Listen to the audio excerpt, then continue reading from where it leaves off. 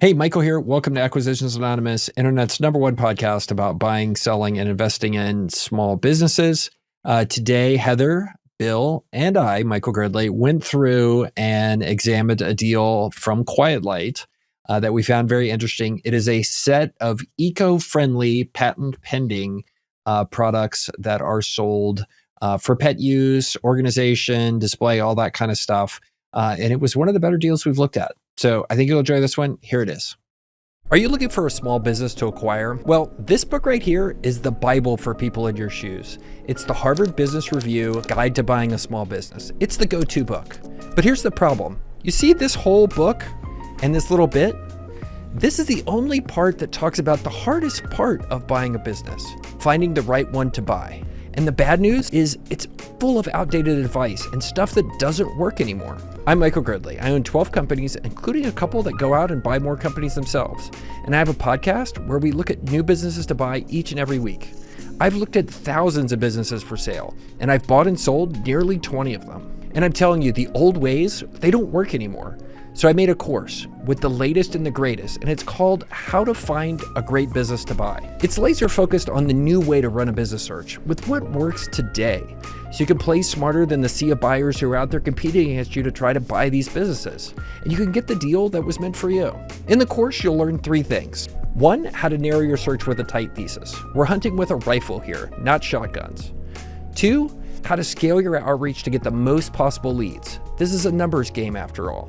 And 3, how to run your funnel like a pro so you can boil down thousands of leads to find your one great deal. Plus, you'll get a couple of exclusive Chili's jokes that I've never published before. So what's not to love? Go to gridley.com/greatbusiness to take the course today.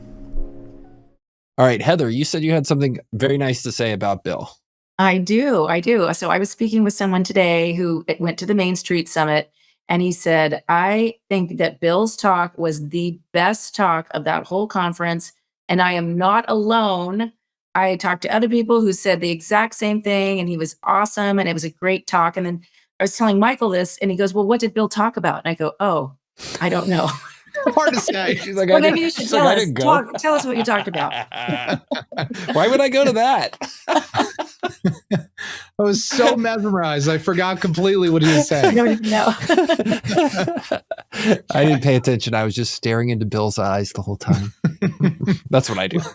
That is an awesome piece of feedback. Thank you for sharing that. And whoever shared that with Heather also. I'm glad you enjoyed it. The talk was about small business finance, about working capital, about optimizing your banking relationships, how to use debt, what are vendor terms? How do you think about that with an SBA loan? Heather, I got the plug in for the SBA loan. SBA loans are great debt. You are awesome. I kind of walk through here's how you finance a small business, not just as a transaction, but also on an ongoing basis. Yeah. With working capital and lines of credit and all those things. But I think a lot of people got a lot out of it. Well, I hear they did. So good job. Well, they also, here's the key to giving a good talk sometimes is try to cram 40 minutes of information into a 25-minute time slot. I stood up there and I go, all right, buckle up. Here we go. And I went full and finished and I was done. And I was like, any questions? And apparently it went well, but I talk fast. And the opposite is also true. Have you ever been given too long a time slot for what they asked you to talk about? And it's painful. It's terrible. Oh yeah. I got an easy fix for that. The easy fix for that is to end early and go to Q&A. That's right. That's what you end up having to do. You have to. You have to. Yeah. Yeah. And early in Q&A, always. Q&A to some extent is the best format for talks, I think, because you're guaranteed to talk about things at least one person in the audience is interested in. And so except if somebody hijacks the whole Q&A. Correct. That's where a moderator. That's where a moderator and the question chooser is very important. Indeed. Yep. All right, you guys want to talk about this deal? Yes, we got an e-commerce deal today. I'm excited. Let's go. Let me share this here. Who wants to read it? Michael, you're reading it. Read it to me, baby. That's a level of intimacy I was not expecting today, but I'll go with it. Should I leave? Oh, okay. Yeah, we're going to have a moment here. Okay, from Quietlight, Quietlight Brokerage, awesome. So, 15-year-old eco-friendly storage biz, 4.7 million in revenue, diverse home goods sales channels. Cool. This reminds me of why I like Quietlight. They do such a nice job writing these up. Revenue 4.7 million, income 876,000, and a multiple for the sales price of 3.54. So they're asking $3.1 million for a business that profits about 900,000 a year. In income, inventory is not included in the asking price. Online since 2008, this eco-friendly storage and furniture product company is firmly established and continues to grow, as shown by their inclusion in the Inc. 5000 in 2021. For those of you who don't know how the Inc. 5000 works, like there's a reason it's 5,000. They want to put as many people on that list as they can. So it doesn't mean that much, but anyway, good for them.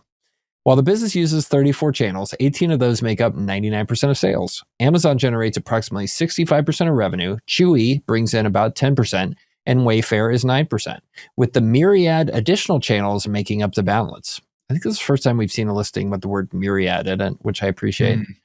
Good for them, bringing out a college word.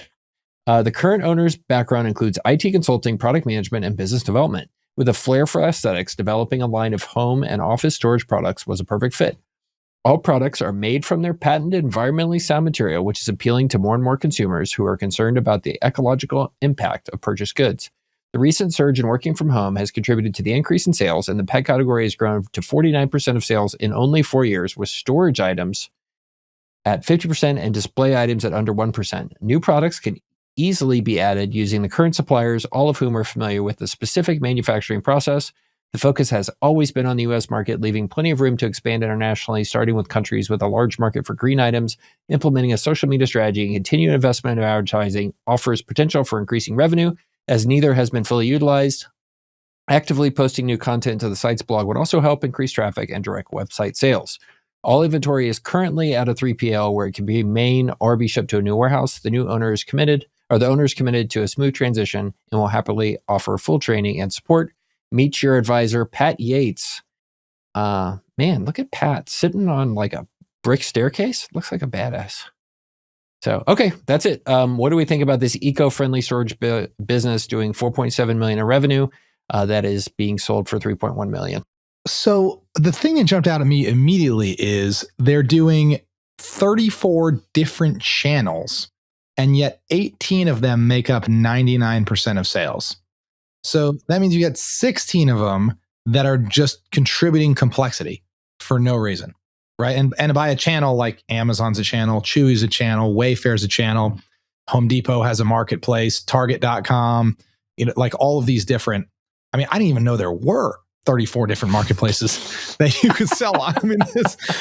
And like each one of these, is an integration, right? Like you gotta, if you're lucky, it's integrated. If you're unlucky, it's key in the orders manually each day if you happen to get an order. I bet a lot of this is like list our SKUs. If we get an order, we get an email, and somebody in the Philippines keys the order into our fulfillment system, and the 3PL ships it. And then we key the tracking number back in. And if you would ask the seller, I bet they would go, oh, it's not really a big deal. And they would describe what I just said and say, we don't really think about that much. But there is so much overhead that you tend to not think about. Like your listings go down, or, you've got to update the photos to higher resolution, or they reformat their pages and they need your content to be in bullets and not in paragraphs, or just keeping all of these channels up is a lot of overhead. I have no idea why they don't just turn 16 of the 34 off and still make the same amount of money.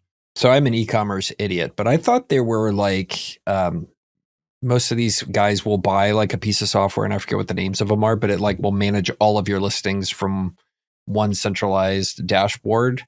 And so you're saying that these kind of oddball long tail platforms, really, that I agree with you, there's so little, I don't even know why they matter, but how much don't people use those kind of centralized posting platforms? And B, would that make those pretty much free, or am I just thinking about it the wrong way? No, you're thinking about it the right way. These guys probably use something like Channel Advisor, which is the dominant one of these, where you basically maintain one catalog and then it synchronizes it or syndicates it out to all these other platforms.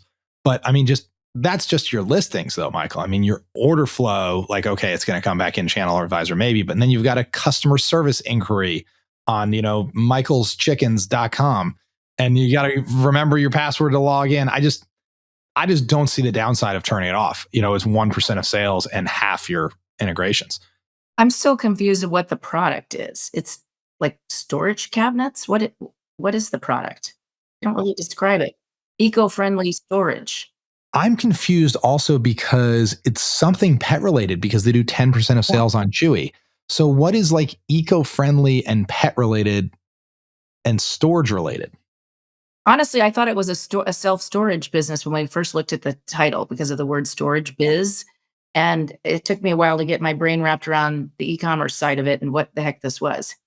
My suspicion is they have figured out how to do some sort of like treated bamboo or like, plastic made from seaweed type thing. And they're making containers or something biodegradable. Yeah. And then because of that, if they gave us that level of, I know Quietlight is smart. And because I know Quietlight is smart, they're going to only tell us really what we would need to know and not enough to figure out what the company is. And my suspicion is if you knew what this type of platform was or the type of stuff these people are using to build those containers, you could figure out what the company is very quickly. And but that's what it smells like to me. It's some sort of weird, like we're making this out of like, leftover corn husks, right? It's like, that's what you get. And so maybe it's like pet food storage or something like that, containers or bins or something. Could be pet food store. I've seen also this whole category of called cat furniture, which is if you have cats, they like to hide in boxes and climb on boxes and all that stuff. And I don't know and by the way, those businesses are often very hard businesses because the stuff is very bulky. So it's not very e-commerce compatible. So you get crushed on shipping kind of both ways. That's one of, and this I wonder too, you can get into a lot of these bulky e-commerce businesses where your logistics costs far eclipse the COGS, the cost of the materials that go into the product, which often leads to low quality products because you got to cut cost out of the COGS. And in those categories, it's often better to buy those products in person because you can get a higher quality product because it's trucked by the container load to a Lowe's near you or something, right? Like straight up like storage bins, like plastic storage bins. Buy those on Amazon, you just pay 3 times as much just because they're so bulky. So I'd be interested to learn what this category was and where on the spectrum of the total cost it takes them to deliver an order, how much is logistics and how much of it is materials. Does that 20% profit margin give you a hint at all? Not necessarily. I mean, they could have to, it could be very cheap or very cheap cost of goods or just very high price points. If it's a 20% profit margin, I would wonder if it's not a little bit smaller and more compact because it's those big bulky ones are tough businesses. First of all, I do have smart things to say about this deal, but I did want to tell you guys we just got a kitten, and the other day he locked himself in our food bin and then took a nap in there. It's really adorable. So, it's totally been good for our house. Look, I mean, the smell. Yeah, we have pet furniture too. I mean, to your point about the pet furniture, we have one of those 3-tiered ones that's like 10 foot tall. And like the reason we got it is my son's math tutor had cats and then realized that he had bought pet furniture that basically was big enough to take up his whole apartment. And so they gave us this 3-tiered monstrosity that's sitting in the corner of our living room now. And the cats think it's great, but it's also just the bulky nature of this stuff is 100% true. So what's interesting too is they said the recent surge in working from home has contributed to the increase in sales. And the pet category has grown to 49% of sales in only 4 years. And storage items are 50%. So now I'm interested in that. It seems like you have 2 lines of business here. You could have the storage items and then you could have the pet items, and they are not necessarily the same thing. I have seen this a lot in e-commerce where somebody like will start in storage, and especially the other clue to this is the owner's background includes IT consulting. So like you get people who are very internet savvy. They have success in one niche. They usually tend to figure out how to wire up 34 different sales channels to increase their surface area of their products. And then they do that for a couple of years, and then they stumble onto another product that is not necessarily related. And they go, oh, there's a big opportunity on Chewy to sell whatever, dog booties. And then they just launch the dog booties. And then it kind of takes off, right? And then they use the same syndication and they syndicate the dog booties everywhere. And before you know it, you've got these kind of mishmash businesses. So I wonder if that's what happened here, because this business has been around since 2008. So if I had to guess, this guy started in some kind of furniture product or storage, whatever this thing is, they won't tell us. And then recently, it looks like about 4 years ago, he launched into some other pet category. And now that has grown in 4 years to be 50% of his revenue. So it's grown from zero to functionally, $2-ish million in 4 years. So I bet he's got kind of two businesses here. And then the other telltale sign, he's got this third category called display items, which is at 1%. So this is the third category. Like this is the third thing he's dabbling in, that he did whatever the storage thing, it worked. And then he did the pet thing. And now he's dabbling in display items, whatever those might be. So I wouldn't be surprised to see three very different product sets here. Interesting. What they didn't say was that it's SBA pre-approved. This is the first time I've seen this. Testament to Quietlight being super competent. So yeah. Yeah. It probably is a nice SBA deal there, though. It seems like they have history. They've been around for 15 years.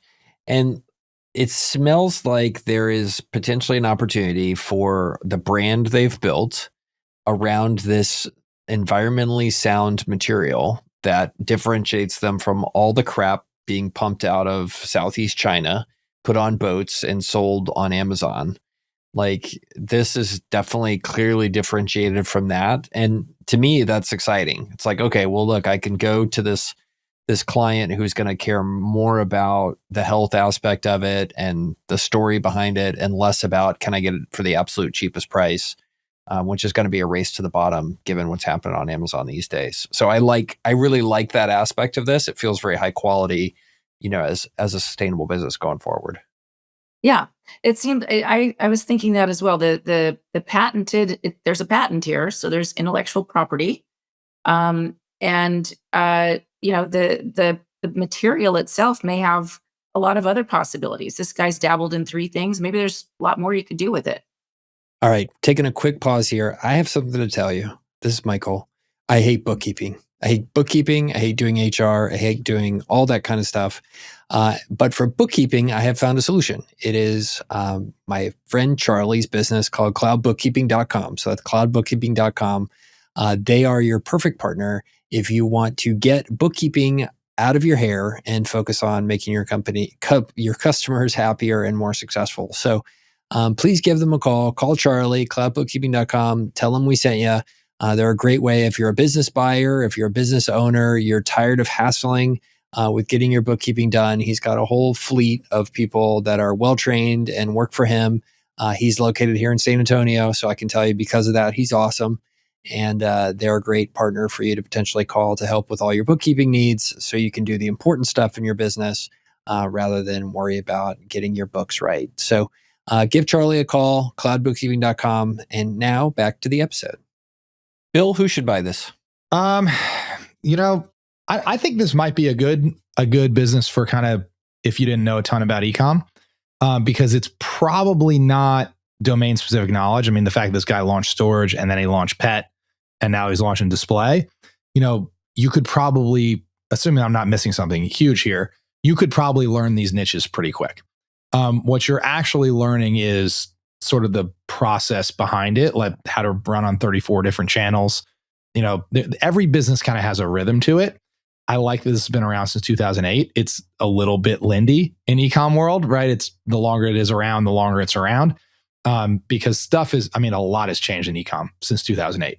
So like if this thing is still around, one of two things is true. Either it is somewhat Lindy, which is also possible because you've got it's $5 million in sales after, almost 20 years. So like maybe it's just in a small niche. Maybe no one's coming for you. Or maybe, and then this is a little bit of the red flag, or maybe this entrepreneur is like a dynamo and he's figured out he's juggling 18 different balls at once. And it's like kind of a serious hustle. If that were the case, I would be afraid of it. If this guy is like, you meet him and he's like super chill and not that smart, that is a great sign. Like if he has been coasting on $876,000 of income for 15 years in this little niche, that's a good sign. It has a lot of potential, but if that were true, yeah, exactly. I think it could be a very interesting deal for somebody. Well, so you say potential, but it's kind of two sides of the same coin. Like on one hand, right, if this guy's been cruising, it's probably stable, but you might not be able to scale it a fail. Like if he's in some little niche, like some little backwater that's caused him to be kind of ignored, and maybe, he's on all these different marketplaces and he's kind of clipping his coupons, but it's not a juicy enough steak for somebody to come eat his lunch. You may find that as soon as you kind of step out of your $4.7 million of revenue pond, you realize that it's a red ocean all around you. I mean, because e-commerce is a pretty serious red ocean. Like, it is competitive. So that's a good point, Heather. Like, what we can't tell from this listing is kind of where you go from here. Is it, he's got two product categories and he's launching a third. He's got the storage thing, he's got the pet thing, whatever that is, and then he's got the display thing, whatever that is. And if display works, great, that could be some serious growth. But I would want to understand, how do I grow the storage thing? And how do I grow the pet thing, if at all? And that influences the multiple I pay. And it's a pretty light multiple here, 3.54 for a business that's been around this long. I mean, maybe that's a hint, that there's not a ton of growth potential, that this is more of a steady Eddie, come in and maintain what we've got. Well, yeah. Well, and what you've also got here is e-commerce is exceedingly out of favor these days.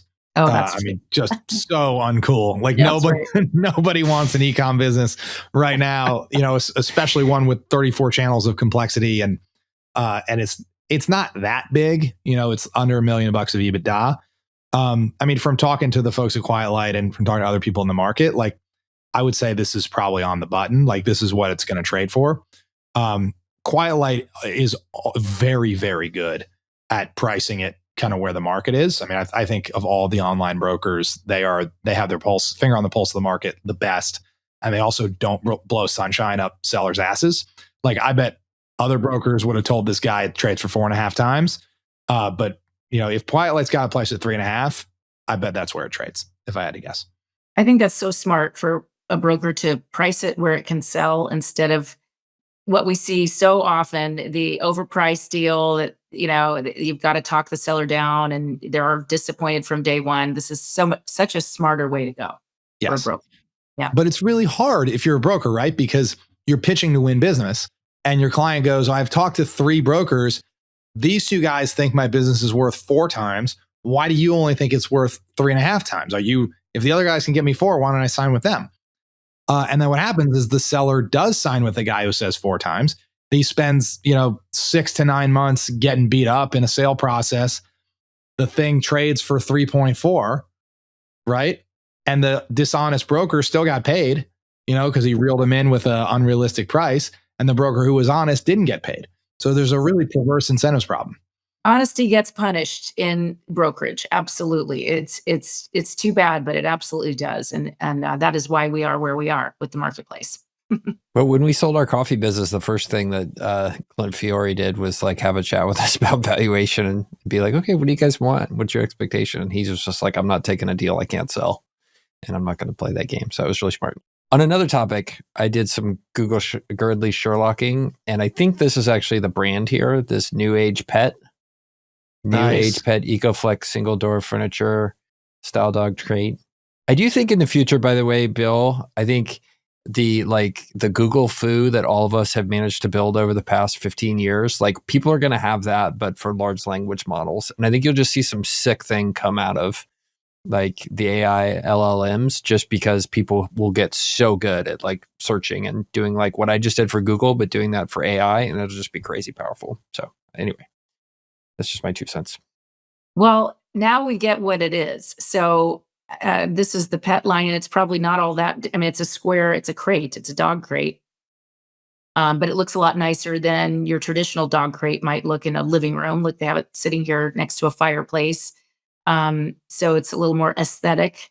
I don't know about the eco-friendly part of it. It's still kind of hard to see let me read it here. It says it's made of EcoFlex, a proprietary composite blend of recycled polymers and reclaimed wood fiber byproducts. It is non-toxic, eco-friendly, and impervious to moisture and odor, making it the perfect material for your furry friend's furniture. You can easily clean the non-porous material with a mild detergent. Man, that does sound really good. And then they have multiple sizes here for those of you on video. And then there are versions of different colors as well. You can get an espresso, russet, antique white, or this one, Southern California in June. Heather, is that too new? June gloom? Is that too much of a nuanced joke? That's what we call it. Or May gray. Something just May gray. My bad. Sorry. I'll keep my dad jokes to myself. It's been a long week. So, Michael, amazing Google foo. If this is in fact the brand, I mean, what this tells me is there other storage product? It's probably like some storage bin that looks like a nice piece of furniture but has storage inside, just like a normal, human furniture thing. And then they realize that they can make dog crate storage furniture out of it, which is fantastic. And the dog market has grown significantly. So now I'm a little bit more bullish on this business, knowing what it is. Because it's not random. Now it's sort of the same thing. It's two different types of furniture made out of EcoFlex, whatever that might be. And I'm guessing that the display products are probably some sort of shelving or, freestanding retail display or something also made out of the EcoFlex. So now I'm super interested in this because maybe they've got an exclusive on EcoFlex from who manufactured it, or maybe they actually own the patent, which would be really cool. So now if you think you've got different applications for EcoFlex, like if the company's name is EcoFlex, that is interesting. Yeah. I agree. If they have this patent, this is pretty cool. Though I just scrolled down and it says New Age Pet is a brand of Pinta International, the USA-based subsidiary of Hang Wing Environmental Company Limited. So this may not be them. This may be their biggest competitor. Okay, that might not be them. So anyway, maybe I'm dumber than I look. All right, so maybe Michael got it completely wrong, but even in getting it wrong, I think Michael, you have kind of helped us crystallize, what this business might be is sort of the same material, the same type of product applied in some different industries. So even if this is not in fact EcoFlex or New Age Pet or whoever this is, you can imagine something like this with the same core technology, I guess I'll call it, applied in different ways.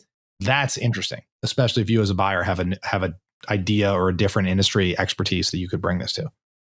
I just clicked on a list of all brands that Chewy carries, and I have been scrolling for close to 30 seconds, and I'm just in the D's.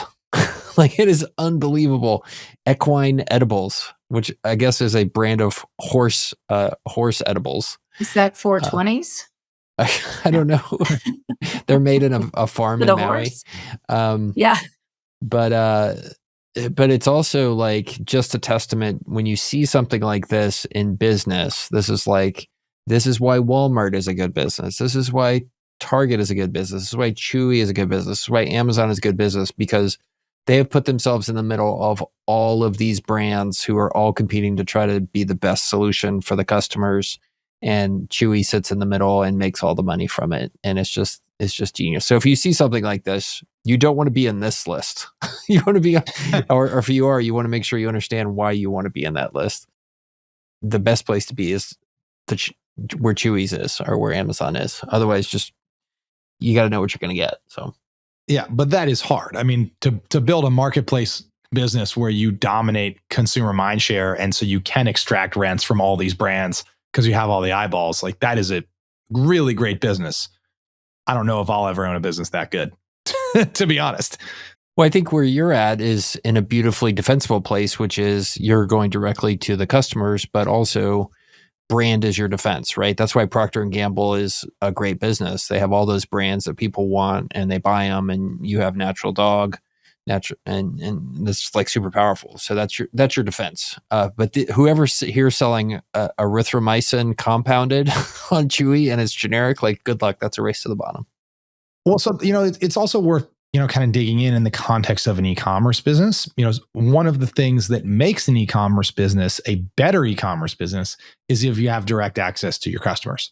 If most of your revenue comes from your own Shopify website and you can email all your people and they're coming right to you, that's a high quality e-commerce business. And also those tend to be lower scale, because all the scale is at Amazon and Chewy and all those places. But if you have a different business that is totally dependent on Amazon or Chewy, you are now at the whims of their algorithm or their policies or their incompetent customer service people or whatever it might be. So all else being equal, the business where you have direct access to your customers with no rent-seeking middleman like Amazon or Chewy in between you and your customers, it's a better business to have direct access. But typically you'll see smaller businesses that have direct access and bigger businesses that are riding the marketplace wave. So you often get a trade-off. The best businesses that sell for hundreds of millions of dollars are, the Gymsharks of the world that have direct access to their customers on their .com, don't use any marketplaces, and still manage to scale to 100 million in sales. The thing that drives me crazy about Fulfilled by Amazon sellers is they refer to Amazon's customers as their customers. And it's like, no, you are a supplier for Amazon. You do not have relationships with those customers. And the way you can tell is you don't actually know their names. That's how they're not your customers. You can't call them if you wanted to. They're Amazon's customers. They're just letting you use them in exchange for you fulfilling their Amazon's promise to them, which is to give them, you send them stuff. So anyway. It's a catch-22 though. Huge scale, like tons of customers, tons of Amazon's customers that want to buy stuff. But it's still rented. That's all I'm saying. It's just, it's not, you don't own those. They're rented. Lenders figured this out a long time ago as far as not wanting to lend to e-commerce companies that had too much dependence on Amazon or any of those platforms. It's just, do you have a direct channel and what percentage of sales is it? And if it's not that's not a big number, a lot of lenders would just say no. They don't want to take the risk of the Amazon. Mm-hmm. But that being said, more and more businesses are that way. So you're not going to make any loans, at least in the e-commerce. In that category, you wouldn't. Yeah, that's right. A lot of lenders don't. Yeah. So I'm intrigued by this one. I mean, it is marketplace, but I think they've probably got some interesting core tech that is allowing them to go in a couple of different product categories. The multiple is reasonable at 3.5. I would get the book on this one. Yeah. Just for the lendiness by itself. It's been around since 2008, 15 years. Like, it's not like one of these ones that started 2 years ago that we see flipped all the time. So this is a good one. Yeah. So the other thing I'll say too, very often, another thing good about old businesses, especially if they've been owned by the same person the whole time, you will often see what I'll call compounding blind spots. So the same entrepreneur thinks the same way for 15 years. He's aggregated a lot of wins, but he's probably also completely missed a whole bunch of things. Versus if this same business is 15 years old, but has traded 3 times, you have 3 different sets of eyes on it who came in with fresh eyes and really tried to expand and grow it. Like how the sponge has been squeezed a fair bit if this is traded 3 times. If this has not traded at all since 2008, I think there's a higher likelihood there's more to squeeze as the new owner. All right. If anybody looks at this one, definitely let us know. Before we close, Heather, I have a question for you. Is everybody trying to cram into your loans or what's going on? Oh my gosh. Yes, it is. It is. Everyone's trying to get their loans closed by the end of the year. The bankers are all backed up. It's very, very difficult. I think there's going to still be a lot of carryover into January, unfortunately. I think for me anyway, for Viso, about 3/4 of the deals that are supposed to close this year will make it. They look like they will. But at least a quarter are probably going to end up, they're already being scheduled into January now. So it's busier than ever. It's not slowing down from what I'm seeing at all. And I know people tend to think it would because of interest rates or gloomy economic outlook, but that really just changes the structure of the deals more and maybe the amount of leverage that lenders are willing to give. But the trading is still happening at a very rapid pace. Sounds like a plan. I'm glad to hear that. Let's go American economy. We need the money. Yeah. All right. Yeah. We'll catch everybody next week.